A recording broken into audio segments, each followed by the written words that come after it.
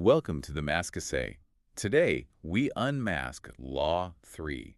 Conceal your intentions. This one feels different. It's got a real mastermind thriller vibe to it. It really does. I was getting excited just reading the source material, especially about this concept of red herrings.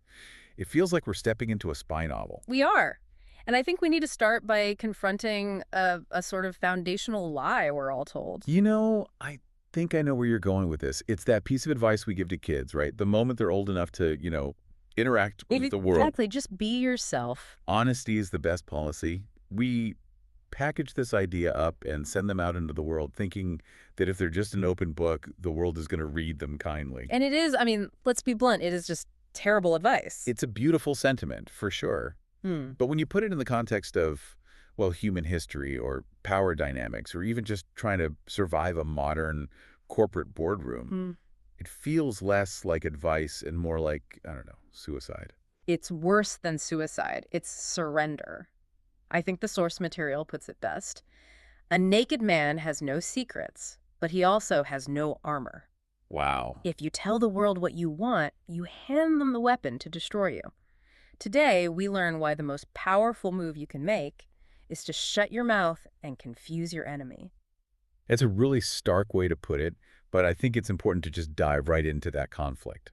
Because we're totally conditioned to see transparency as a virtue. It's the buzzword. It's the buzzword of the decade. In relationships, in business, in politics, transparency is held up as the ultimate good. And then here comes Law 3 saying, absolutely not. Well, it's that classic conflict, isn't it? It's a conflict between moral education and the realities of power dynamics. Society teaches us to be honest because, it makes society run smoother. Right. It's practical. It's practical on a macro level. If everyone is predictable, if everyone is transparent, there's less friction, the gears turn, and most people are, quote unquote, safe. But in the realm of actual power, whether that's geopolitics, high stakes negotiation, or even seduction honesty becomes a massive liability. Because it makes you predictable. Yeah, That's at the core of it. It makes you readable. Yeah. And if you're readable, you are manageable. If I know exactly what you want, I can predict your every move. And if you can predict my next move, you can block it. I can block it. Or, and this is much worse, I can use your desire against you. I can dangle what you want right in front of you to lead you straight into a trap. The source material is just ruthless on this point. Power dynamics punish the open book. So the tactical definition here, the actual application of this law, Yeah. it isn't really just about lying. Right. That was my first assumption, I have to admit. I thought this deep dive would be a guide on how to tell clever falsehoods. It's not really about lying, is it? It feels more like it's about attention management. That is the perfect way to frame it. I'm going to steal that. It's about keeping people off balance and keeping them in the dark. It's really that simple. If your opponents don't know your real objective, they cannot possibly prepare an effective defense. It's like that classic car dealership example. Go on. If you walk onto the lot and the first thing you say is, oh my God, I love this car, I have to have it, it's my dream car, what have you just done? You've lost. The game is over before it started. The salesman knows he has you. He has zero incentive to lower the price. Why would he? You've revealed your intention, and in doing so, you've surrendered all of your leverage. That makes perfect sense on a surface level. Yeah. But the sources, they go so much deeper than just, don't say what you want. They introduce these two core mechanisms, the red herring and the smoke screen. Right. And these are not just colorful metaphors, are they? They seem to represent two very different strategies of misdirection. They are completely different. And understanding the difference is what separates a clumsy liar from a true master strategist. Let's start with the red herring. Okay. The term itself is fascinating. It actually comes from an old, I believe, hunting practice. Fugitives, or even just hunters trying to train their dogs, would drag a smoked herring, which has this incredibly potent, pungent smell, across the trail of a fox. So the dogs are on the scent of the fox, everything is going to plan, and then they just hit this wall of fish smell, and their programming breaks. Their sensory processing just completely shorts out. Exactly.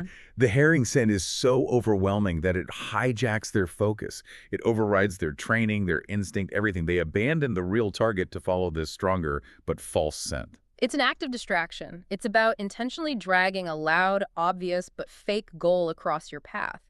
You use false sincerity, maybe some theatrical anger or passion to lead people away from what you're actually doing. Can you give me a concrete example? How would that look in say, a business negotiation? Okay, let's imagine you and I are hammering out a contract. My true intention, the one thing I absolutely must have, is the intellectual property rights for the project. Right, the IP. That's the golden goose. That's the whole game for me. But I can't let you know that because the second you know I'm desperate for it, you'll make it incredibly expensive. You'll hold it hostage. Of course. So I create a red herring. I start arguing passionately about the deadline. You make a huge scene about the timeline. I pound the table. I raise my voice. I say, this deadline is absolutely impossible. My team can't work under these conditions. It's a deal breaker. I make you believe with every fiber of my being that the timeline is the most important thing in the world to me. So I'm now focused entirely on defending my deadline. We argue for an hour. We go back and forth. Finally, I let out a big, defeated sigh. I say, okay. Oh, okay, look, I'll agree to your insane deadline. I'll make it work. But in exchange, as a concession, you have to just let me keep the IP. Just throw that in. And in my mind, I've just won. I beat you on the deadline, the thing you were screaming about. You think you're a master negotiator, but you just spent all your energy chasing the fish. I walk away with the fox. I traded a fake desire for a real one. That is absolutely diabolical. Yeah. So that's the red herring. It's active, it's loud, it's a high-energy distraction. How is the smoke screen different? If the red herring is a bright, flashing flare, the smokescreen is, it's wallpaper. It's the art of being so boring, so normal, so utterly predictable that the other person's brain simply stops paying attention to you. The source material brings up the poker face here, but it critiques the way we usually think about it. Right, and that's a key insight. When people think of a poker face, they picture someone, staring intensely, trying not to blink, the stoic, stony expression. Clint Eastwood. Exactly. But in reality, that's incredibly suspicious. If you sit in a meeting with a stone face, people don't think you're calm. They think, what is he hiding? Why is he so tense? The true smokescreen, the effective poker face, is the bland face. The friendly, boring smile. It's the relaxed smile. It's the tedious small talk about the weather or the local sports team. It's the art of appearing completely safe and uninteresting. You have to understand the cognitive science behind this, right? The human brain is, for lack of a better term, lazy. It's a cognitive miser. It's designed to save energy. It cannot possibly process every single detail of reality. It would literally overheat and shut down, so it uses shortcuts. When it sees something familiar, a businessman in a gray suit, a polite but boring conversation, it slaps a label on it, safe known, and then it stops paying attention. It creates a blind spot. A massive one. This is why the most effective deceivers in history don't look like spies in movies. They look like your mild-mannered accountant. They hide their most audacious intentions behind a thick screen of the mundane. And this is where the source makes a really interesting distinction between active and passive concealment. Passive would be law 4. Always say less than necessary. Just silence. Yes, but silence is a vacuum. It makes people curious. They want to fill it. They start wondering, what are they thinking? Active concealment, which is law 3, is often more effective. So you talk endlessly. About things that do not matter, about your false desires, your boring hobbies, the details of a project that is actually a decoy. People think they know you, they categorize you. Oh, he's just a chatterbox who loves golf.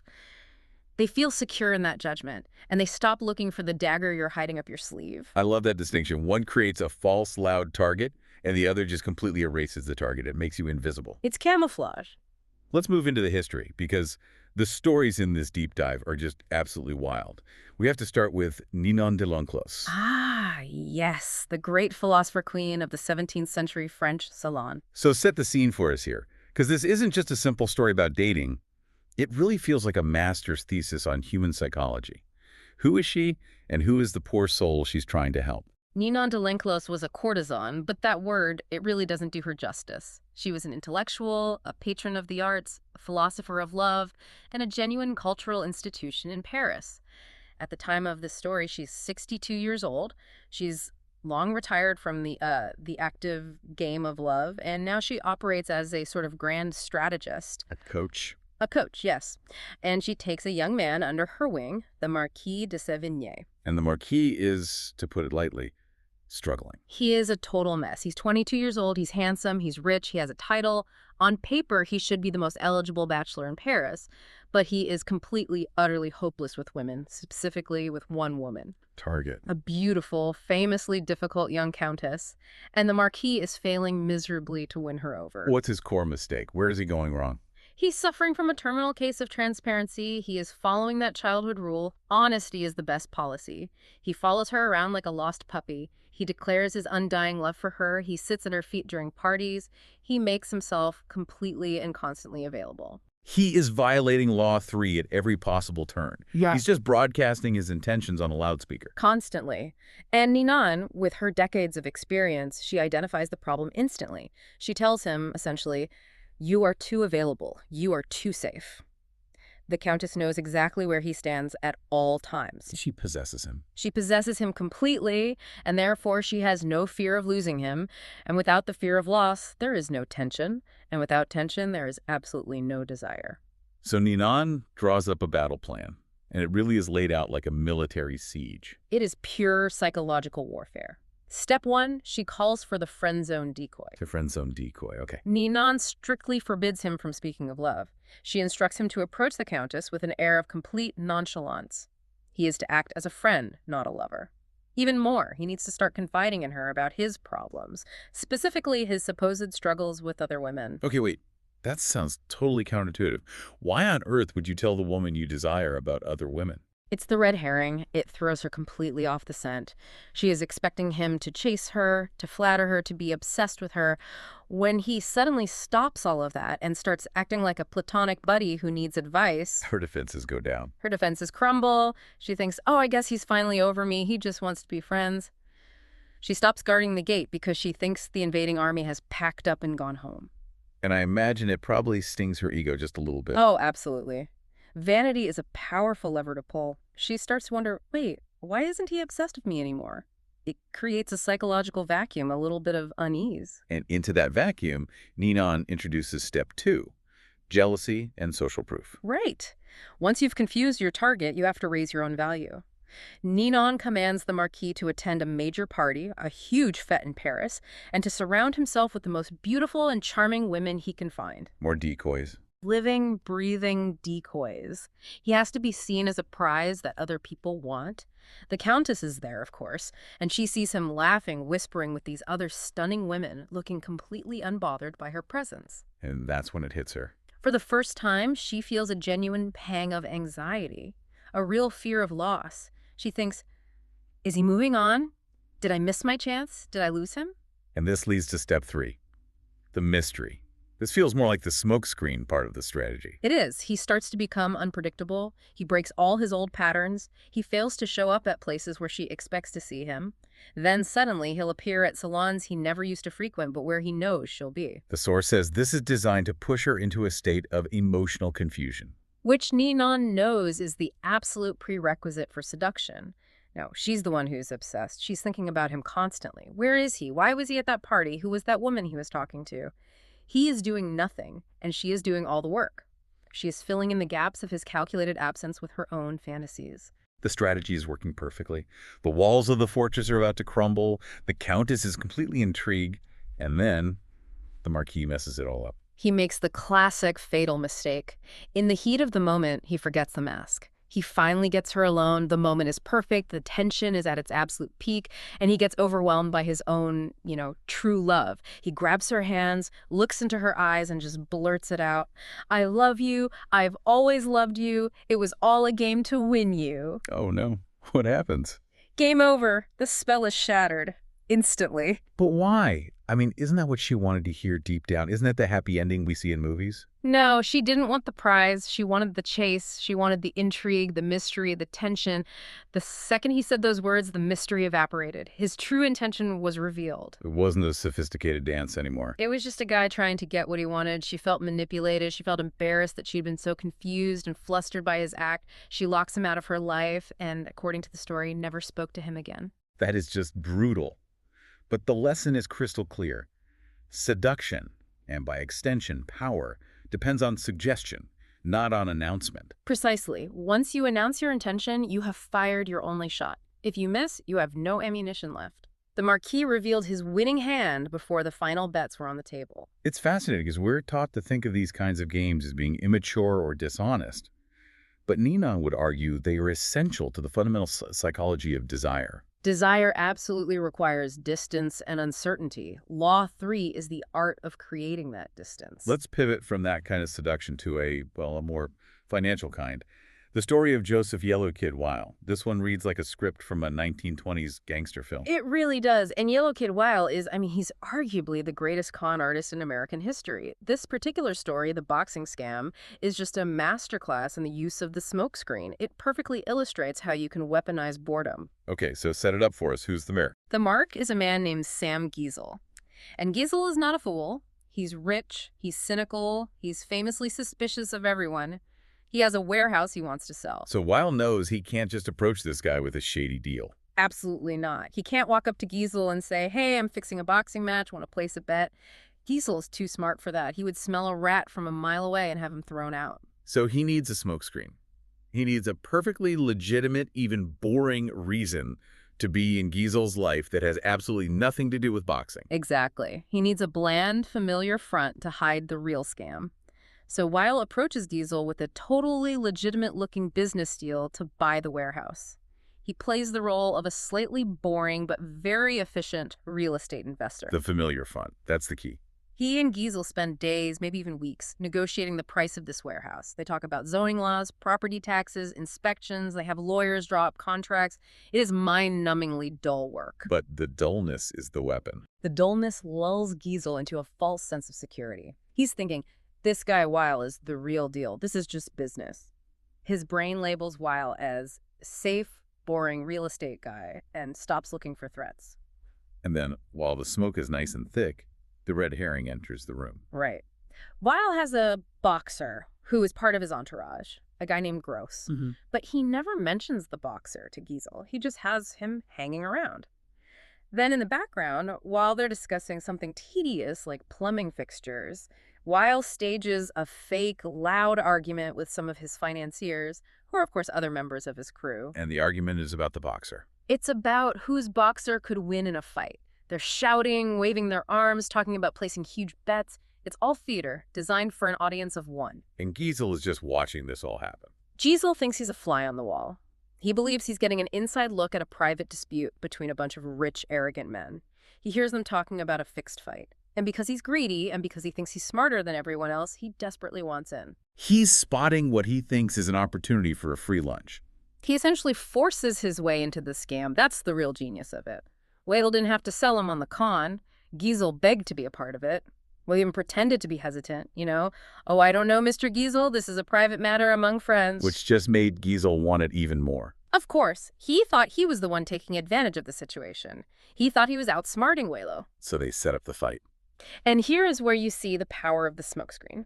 The boxer, this guy Gross, is actually middle-aged and completely out of shape.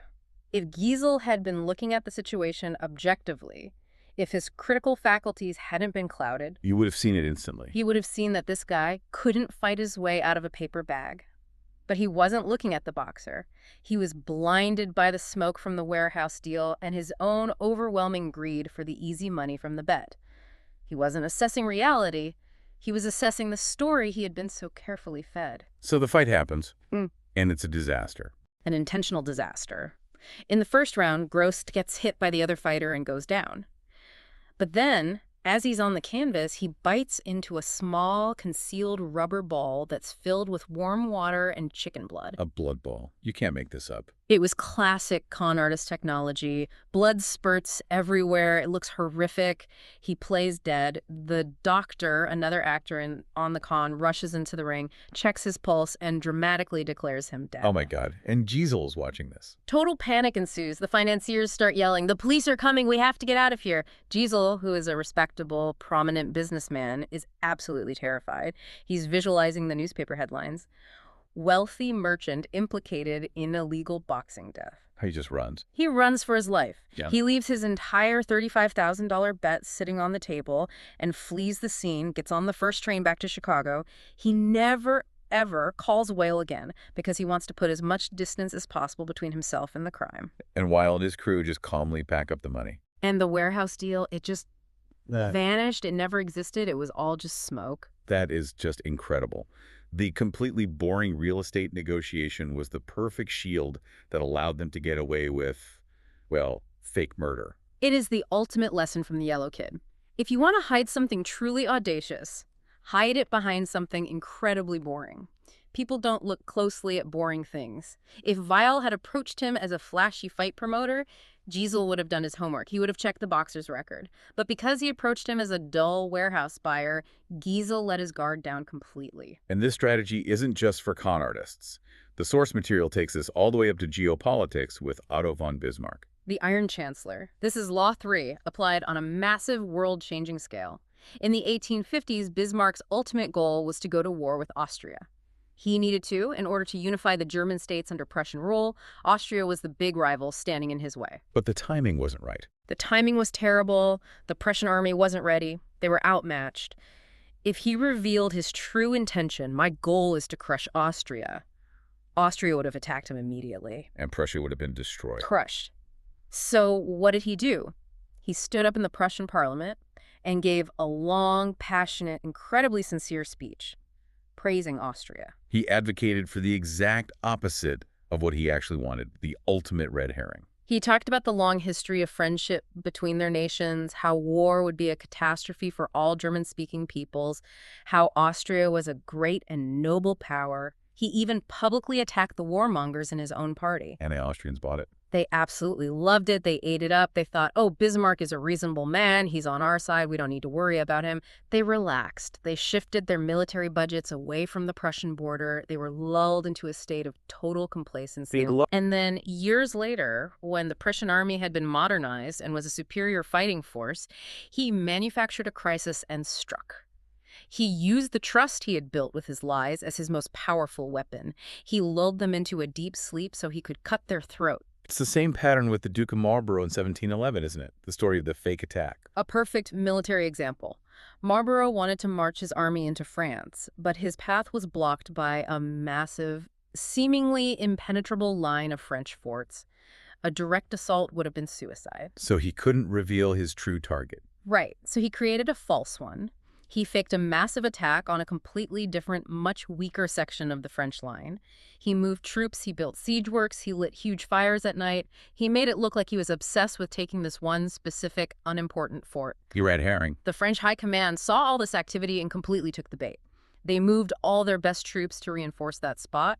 They stripped the main road of its defenses because they were absolutely certain the attack was coming elsewhere. Leaving the real path to France wide open. Completely undefended, Marlborough just marched right past them. He didn't have to fight the main French army because he had sent them on a wild goose chase miles away. It seems like the common thread here, whether it's Ninon's seduction, Miles Kahn, or Bismarck's war, it's all about managing the other person's attention. It's like a stage magician. Look at this hand. So you don't see what the other hand is doing. That's it, exactly. Humans have a very limited bandwidth for a focused attention. We can really only concentrate on one or two things at a time. The master of Law 3 gets you to focus all of your energy on the decoy, the fake desire, the boring deal, the false attack, and you become functionally blind to what's really happening. Okay, let's bring this down to earth. Most of us listening aren't 17th century courtesans or Prussian chancellors. How does Law 3 apply in the modern world? We've got three scenarios here that I think everyone will recognize. First up, the workplace, specifically the salary negotiation. Yes. This is a classic arena for Law 3 and probably where most people make their biggest unforced errors. The number one mistake people make is, you guessed it, transparency. Walking in and just laying it all out on the table. I need a raise because my rent went up. Or I want a 20% bump because I've been here for 2 years and the market rate is higher. But why is that a mistake? It's the truth. It's logical. Because it reveals your position instantly and from a point of weakness. It tells your employer exactly what you want and why you want it, which allows them to calculate the absolute minimum they need to offer to keep you.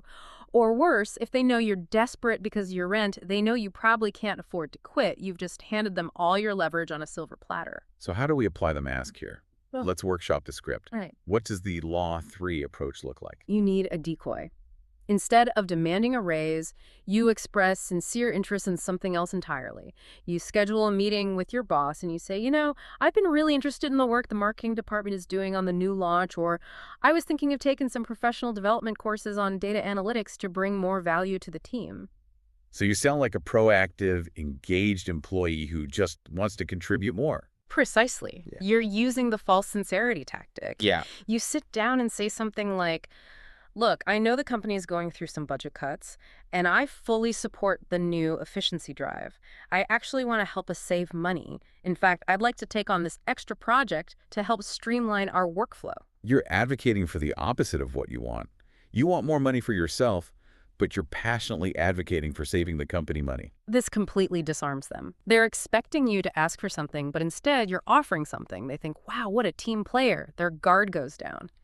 Then, once they're relaxed and feeling positive about you, you drop the red herring. Okay, here it comes. You say, I'm totally committed to making this project a success. In fact, just to be transparent with you, I had a recruiter from a competitor reach out last week with a pretty aggressive offer, and I told them I wasn't interested because I really believe in what we're doing here. Ooh, that is subtle. The reluctant candidate. Then you close the trap. You add, but if I'm going to turn down that kind of opportunity and shut that door completely, I do need to make sure that my compensation here is aligned with the value I'm bringing, especially with these new responsibilities. That is so different. It's not a demand.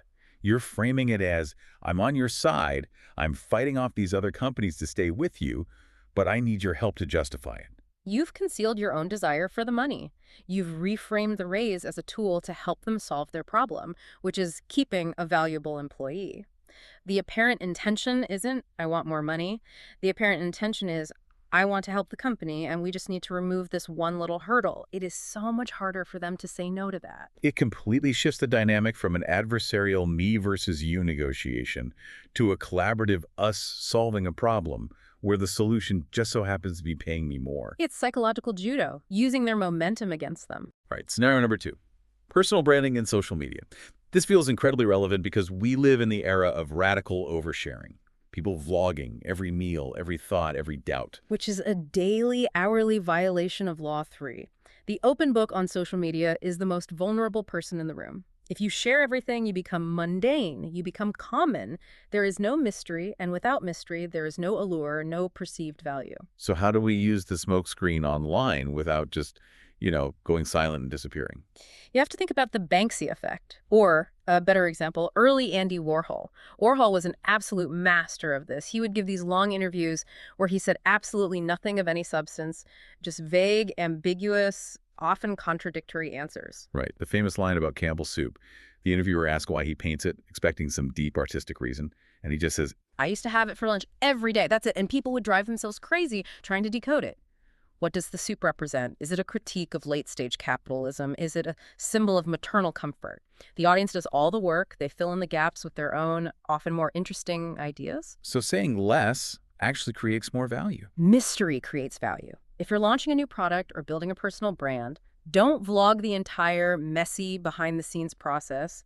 Show the polished final result. Or use what the source calls the pattern break.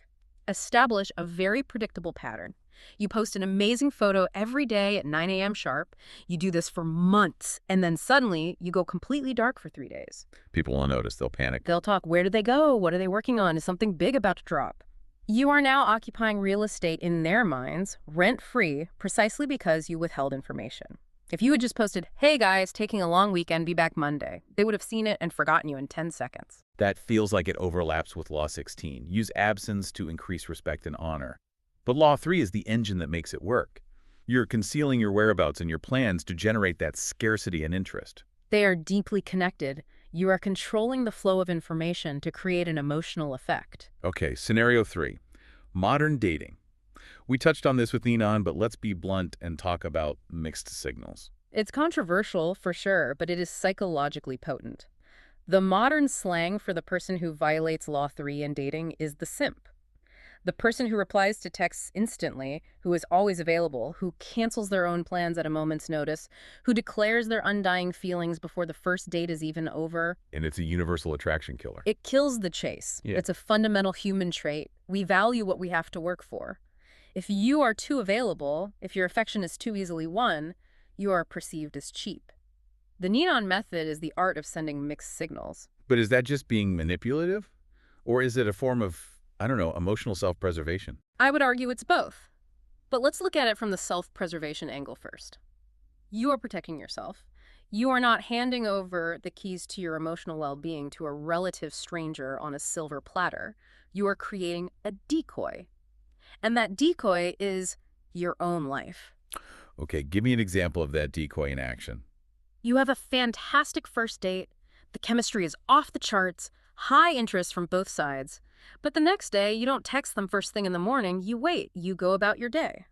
Or when you do eventually text, you don't just say, I had a great time. You say, had a great time last night. Today is crazy trying to finish this huge project for work. You're signaling that you have a full, important life outside of them. You're signaling I'm busy achieving my own goals. This makes you seem independent, ambitious, and mysterious. It forces the other person to wonder, how can I fit into their life?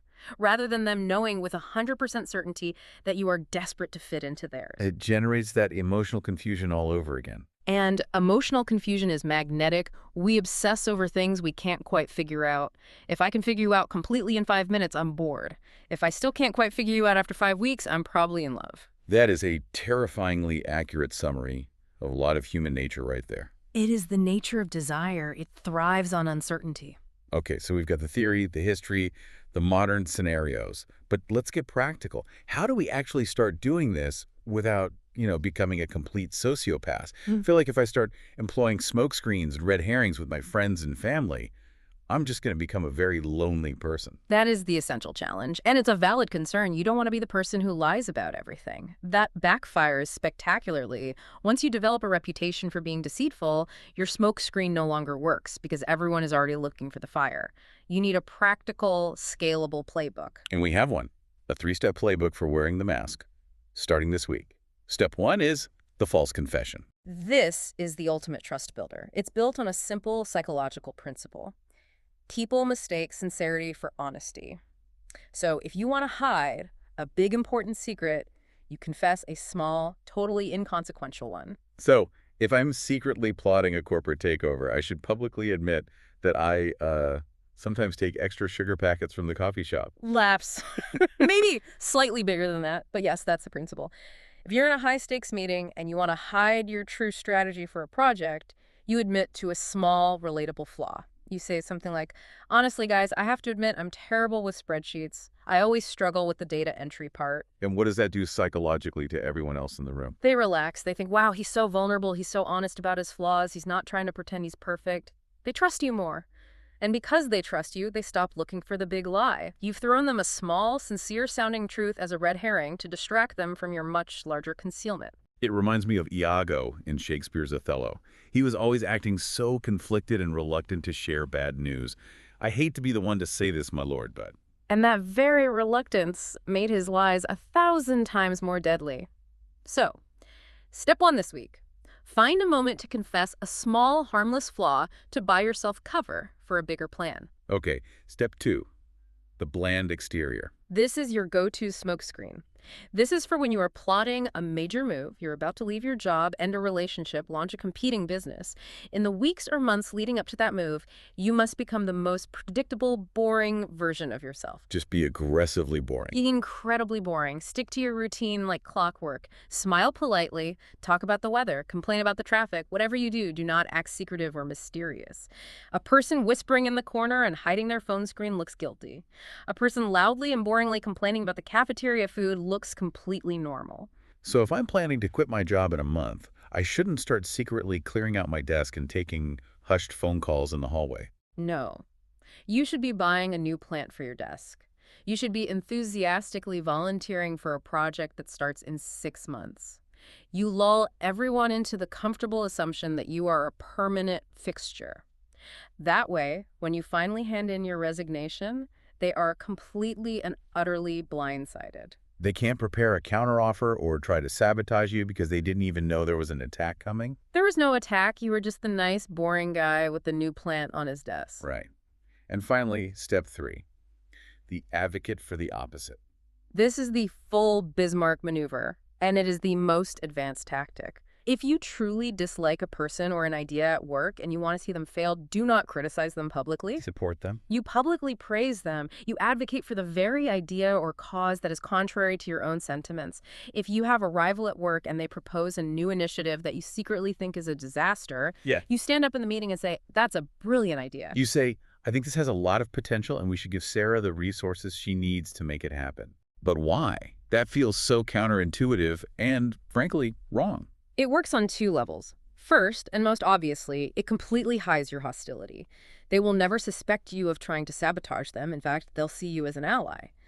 Second, if their idea is genuinely bad, your public support encourages them to overextend themselves and fail entirely on their own merits. And you keep your hands completely clean. Your hands are spotless. When the project inevitably implodes, you can say with a sad face, well, I really thought it was a great idea. I did everything I could to support it. I guess the execution just wasn't there. It throws everyone off the scent. People very, very rarely suspect that an outspoken supporter is actually a hidden enemy. That is dark, but I can't deny how effective it would be. It's about taking your own ego completely out of the equation. Our instinct is to scream, I disagree, that's a stupid idea.